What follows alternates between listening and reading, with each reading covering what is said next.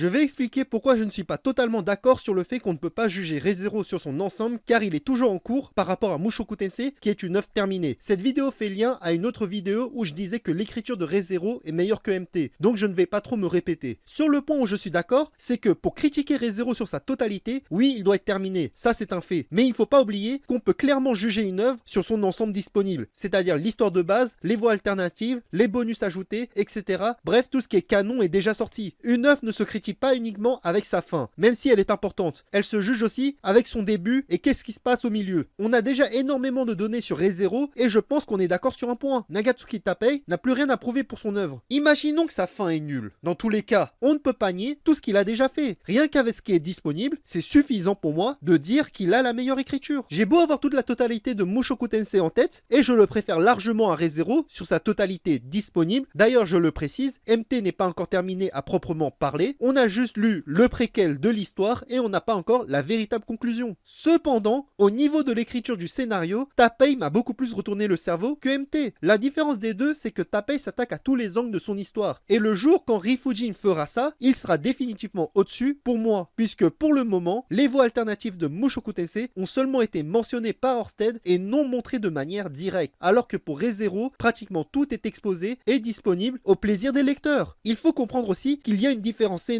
entre de savoir écrire toute une histoire alternative et seulement la mentionner ou écrire que partiellement. Sinon, il y a un point que j'aime bien rappeler, les deux auteurs sont amis, en plus de celui de Konosuba, et ils se sont entraidés pour écrire leurs histoires. Chaque œuvre que je viens de citer est un grand travail personnel de ces auteurs, mais aussi une petite part de travail en équipe entre ces auteurs, qui ont tous les trois grandi à une période où les histoires fantastiques a fait rêver plus d'un, spécialement le sous-genre Isekai, qui a vraiment débuté dans les années 80, et ces enfants qui ont grandi dans les années 90, aujourd'hui adultes, ont tout simplement porté au devant de la scène les histoires qu'ils aiment lire et écrire.